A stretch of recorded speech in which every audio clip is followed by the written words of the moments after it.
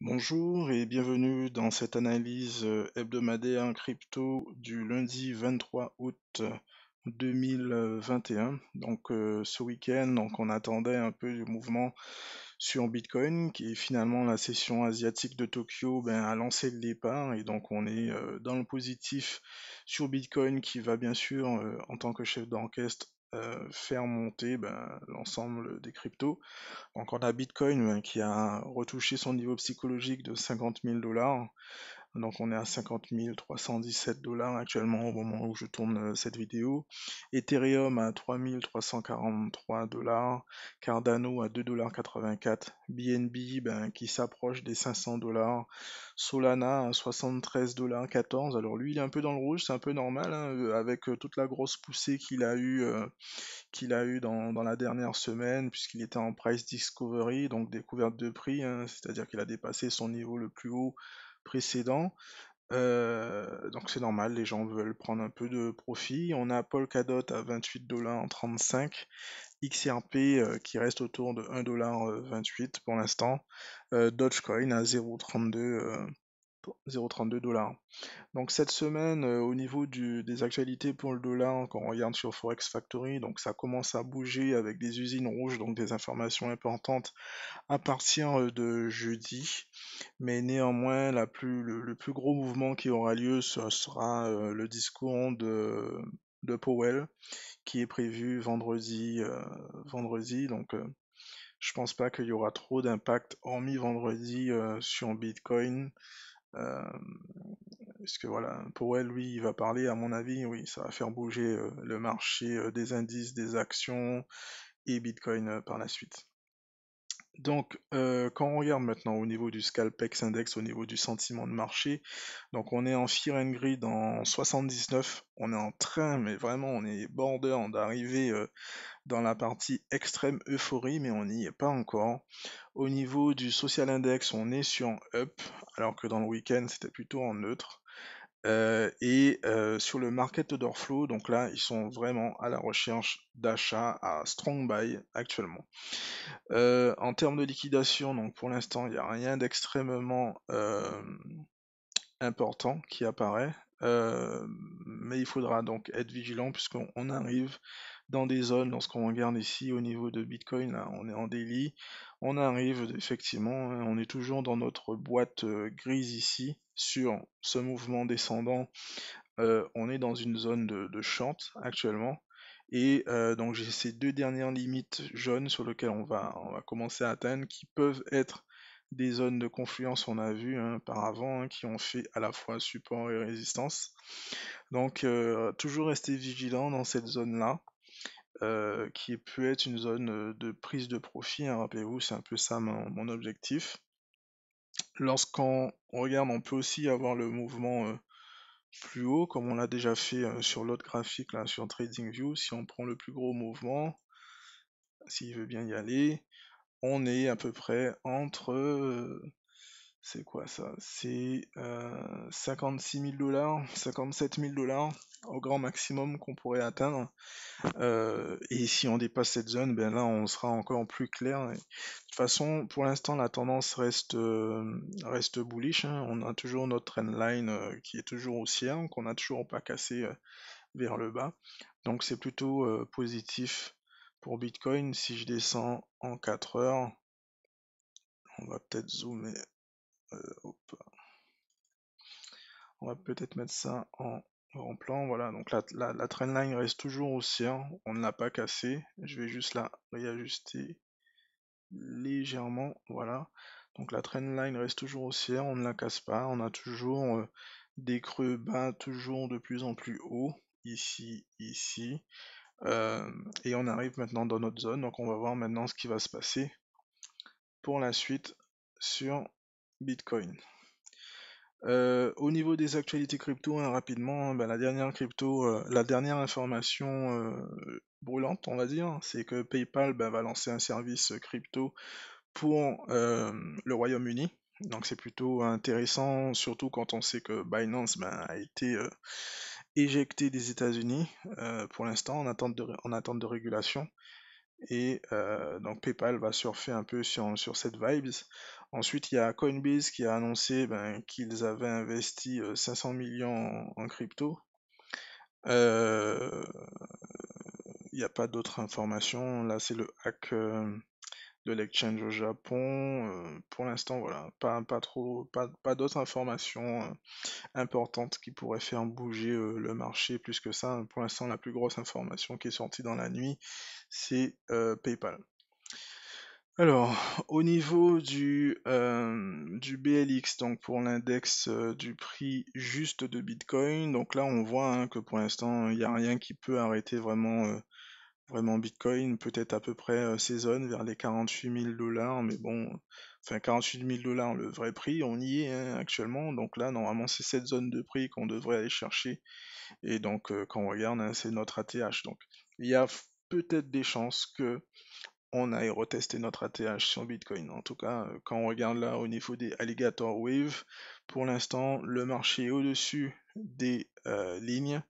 Donc, théoriquement, si on regarde par le passé, à chaque fois qu'on est au-dessus de la ligne, le marché ne fait que monter. Quand on a le cas, on a la situation ici, on a la situation ici, et on a la situation beaucoup.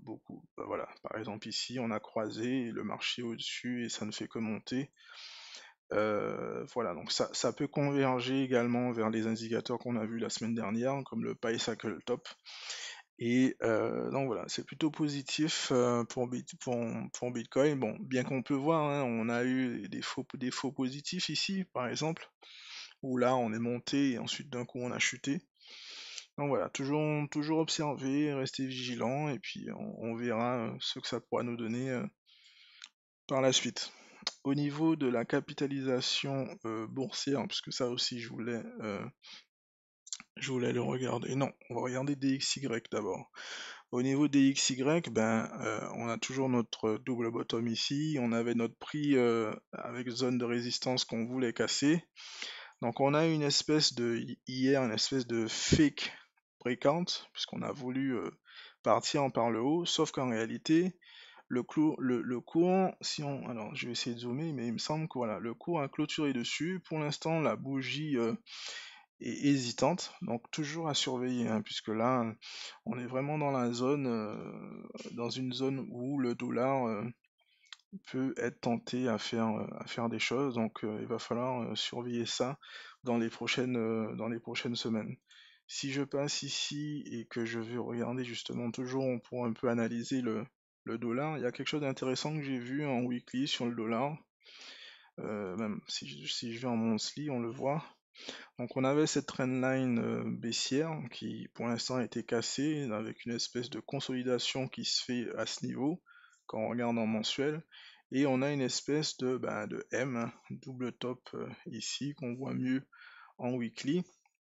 Ce qui voudrait dire que là pour l'instant, quand moi je regarde ça, je suis plutôt baissier pour un euro face au dollar. Et ce qui viendrait peut-être renforcer, et quand on regarde au niveau du volume profile, la prochaine zone qu'il faudrait venir attaquer, ce serait ici, là, les 1,138. Et du coup, ce qui voudrait peut-être dire que dollar aura peut-être de la puissance dans les prochaines semaines, prochains mois. Du coup, si on regarde la capitalisation boursière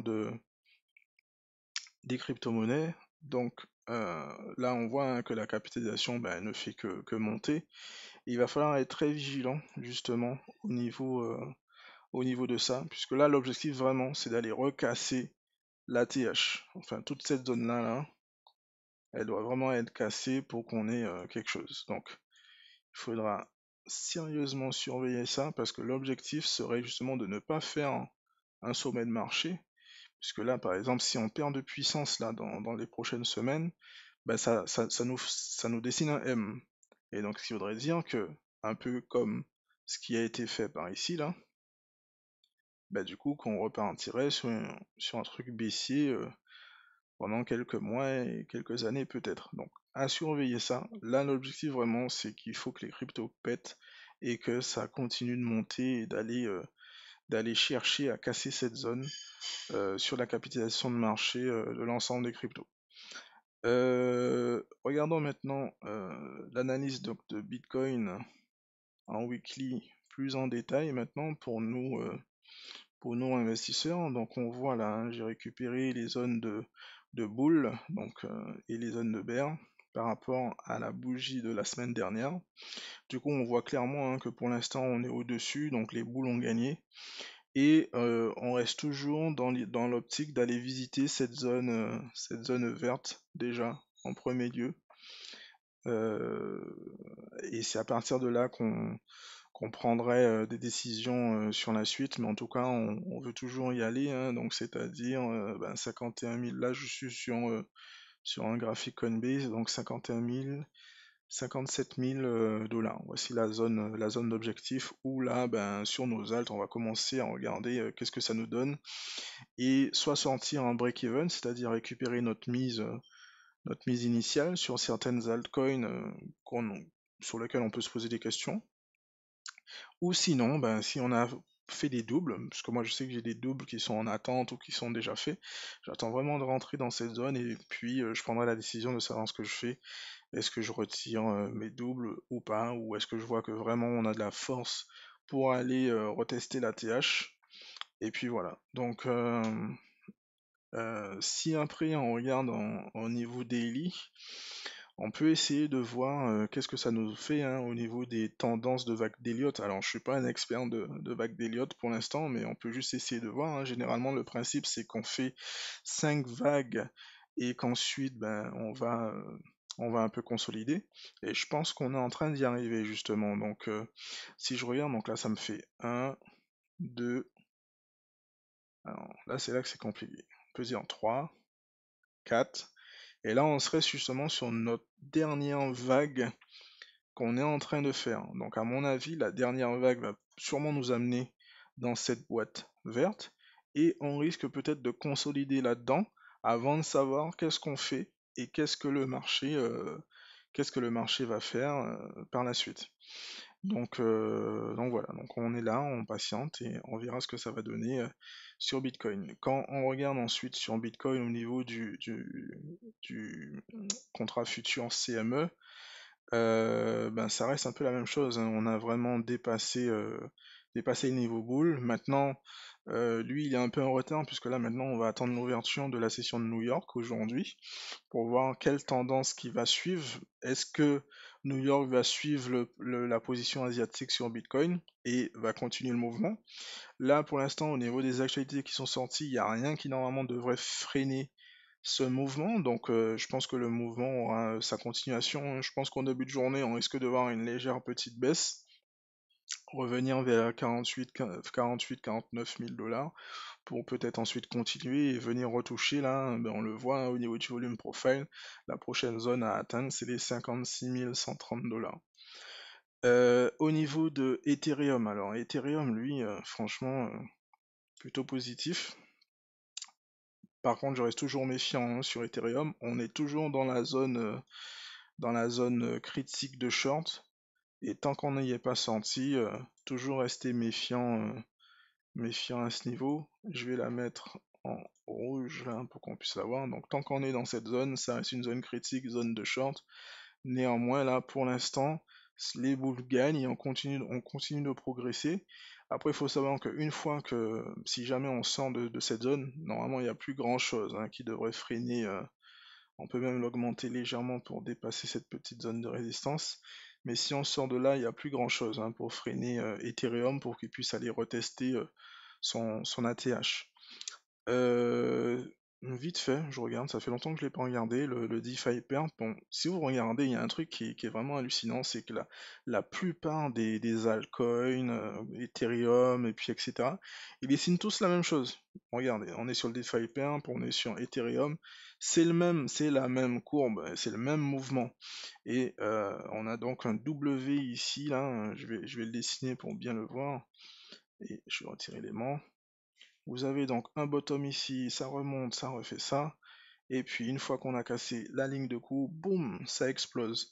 Et on voit que ce mouvement en fait se dessine sur la plupart des altcoins. Donc Si on regarde donc XRP, pareil aussi, hein, on a encore le même dessin, hein. Boum, boum, on dépasse la ligne de coup, boum, ça part à la hausse. Alors, si on continue, donc là j'étais sur un graphique daily, si je regarde ici, ouais non, franchement XRP malgré tout ce qu'il peut connaître en niveau mauvaise information par rapport à son procès avec la SEC, pareil, hein, il n'en a rien à faire et puis il va vouloir aller retester toute cette zone de prix là,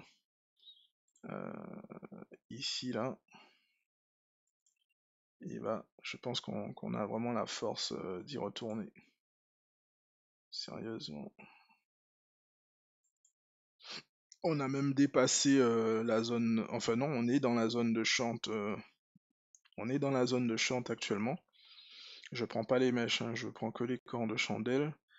Euh, donc à suivre, on est dans la zone de short, voir est-ce qu'on va y arriver, la dépasser et puis retester les précédents sommets.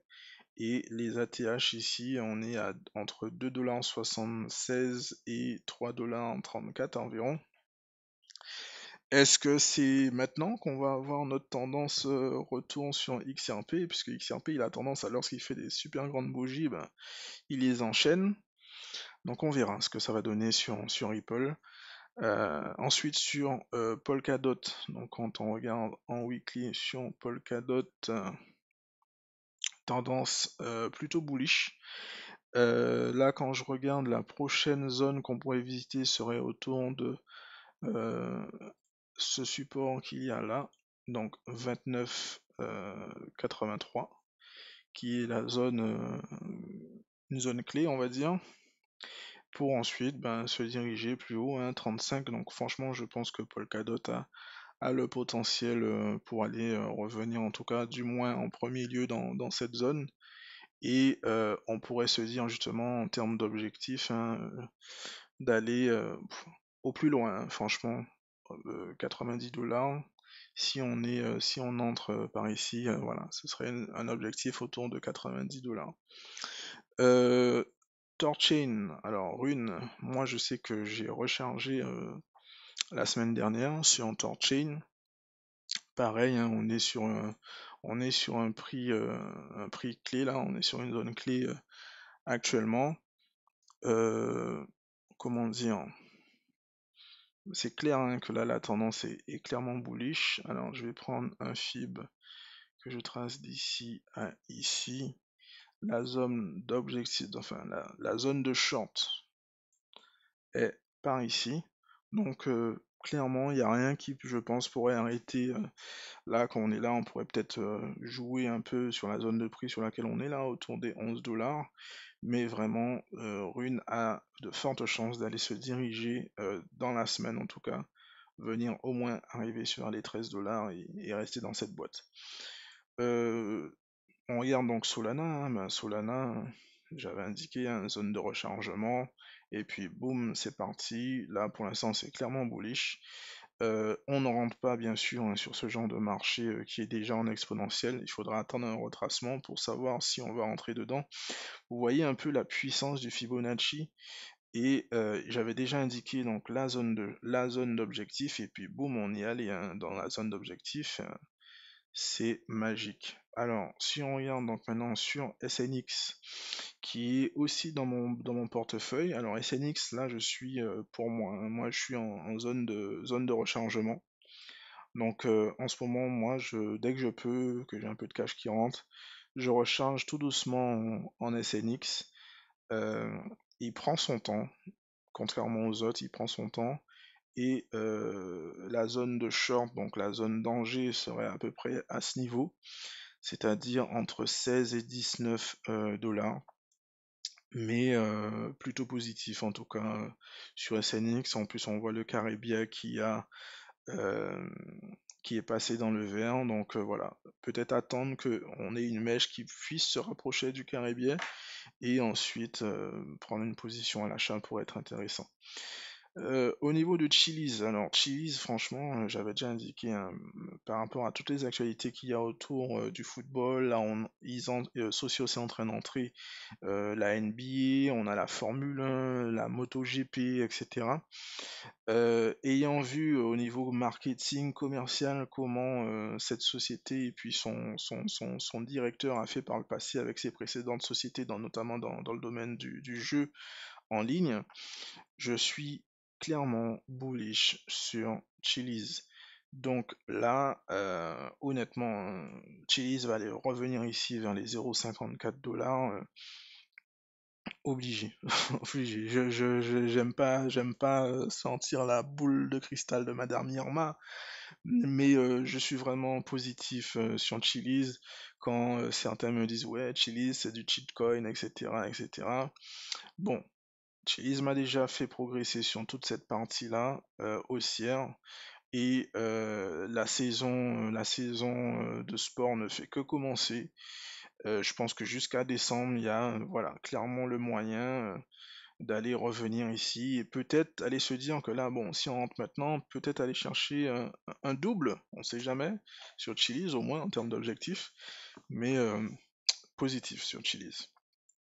Quand on regarde maintenant Tezos aussi qui était dans une zone d'accumulation, bon, j'ai rechargé hier dans le cadre d'un DCA mensuel que je fais sur Tezos. Euh, Clairement bullish, hein, franchement, là, la dynamique qui est mise en place, hein, quand on la regarde, on est passé dans le vert. Donc on peut se dire que ça peut pousser tout ça.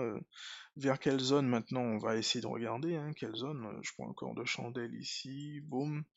Donc Tezos qui peut revenir entre 5,48 $ et 6,38 $. La zone donc est par ici. Voilà, sur Tezos. Donc Tezos, moi je suis clairement bullish sur Tezos. En plus, on est un peu au-dessus hein, de la zone de rechargement du précédent mouvement. Mais voilà, quand on regarde hein, la tendance est clairement haussière hein, sur cette ligne de tendance. Donc à chaque fois, ben, on monte, on monte, on monte. Et donc peut-être qu'on pourrait se dire que sur ce prochain mouvement qui est mis en place, on pourrait aller chercher donc plus haut que cette ATH qui est ici à 8,40 $ sur Tezos. On va finir donc à FTT. Allons regarder FTT là rapidement. FTT, ça monte bien. On est sur une zone de prix plutôt importante. Et donc maintenant voilà, restez vigilants, à voir si on dépasse cette zone ou pas. Je vais la mettre en grise parce que Oups, je me suis trompé. Voilà. À voir si on dépasse maintenant cette zone de prix sur FTT. Je sais qu'il y a, voilà, il y a pas trop d'informations, trop de mauvaises informations qui viennent par rapport à FTX. Donc pareil, plutôt bullish pour voir, mais est-ce qu'il aura vraiment la puissance d'aller revenir par ici? Bah, c'est Bitcoin hein, qui va décider si on poursuit la danse. Et on va terminer donc avec aujourd'hui BNB. Donc BNB, ben franchement, malgré toutes les mauvaises informations qu'on voit sur Binance, regardez ça, ça ne fait que monter en flèche, en flèche, en flèche. Et donc j'ai déjà ma zone d'objectif qui est tracée, hein, la zone d'objectif qui est entre 538 et 604 $. Voilà, plutôt positif hein, ce qu'on voit là pour l'instant pour Binance. Euh, Autre information du coup, donc la semaine dernière on avait vu donc le PyCycle Top qui pouvait donc indiquer si on avait connu ou pas un sommet de marché et de la conclusion qu'on avait faite, c'est-à-dire que pour l'instant on n'avait pas croisé, il n'y avait pas eu de croisement en fait ici. Et donc qui voudrait dire qu'on n'a peut-être pas connu de sommet de marché. Du coup, là aujourd'hui, ce qu'on va regarder, c'est un indicateur qui s'appelle le Puel Multiple. Donc, le pool multiple, c'est un indicateur qui se base sur une métrique des cycles de marché du point de vue des mineurs de Bitcoin. Donc, les mineurs sont souvent appelés ce qu'on appelle les vendeurs par obligation, parce qu'ils doivent couvrir en fait des frais fixes de leur matériel minier dans un marché où les prix sont extrêmement volatiles. Donc, le pool multiple est calculé en divisant la valeur d'émission quotidienne des bitcoins en dollars par la moyenne mobile sur 365 jours de la valeur d'émission quotidienne. Néanmoins, pas besoin de rentrer vraiment dans les détails, hein. Ce qu'on a besoin de savoir, c'est comment lire cet indicateur et à quoi il sert, et vous verrez que c'est plutôt intéressant. Globalement, on a une zone verte et une zone rouge. On a la courbe rouge qui représente donc le pool multiple et la courbe bleue là qui représente le prix de Bitcoin. En faisant une corrélation, on observe en fait qu'à chaque fois qu'on est dans la zone verte, ça correspond à un bon prix d'achat de Bitcoin. Et lorsqu'on est dans la zone rouge, ça correspond généralement à un bon prix de vente de Bitcoin.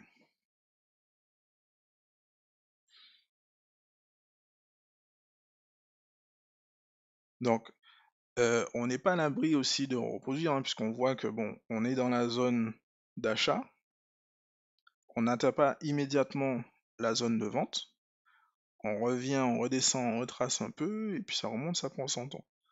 On l'a connu ici, hein, on est dans la zone d'achat, ça monte, on n'arrive pas encore dans la zone de vente, on redescend à nouveau, donc ici c'est la partie mars Covid, là, on redescend à ce niveau, on retourne dans une zone d'achat, et là on voit que jusqu'à maintenant, on n'a pas encore on n'est pas encore re-rentré, vous voyez, on est encore retourné hein, dans la zone, là c'était en avril, ça, en mai je veux dire, on n'est pas encore retourné, ouais c'est même pas, c'est juin, on n'est pas, je pense que ça c'est quand le Bitcoin était à 29 000 dollars, on n'est pas encore retourné dans notre zone de vente.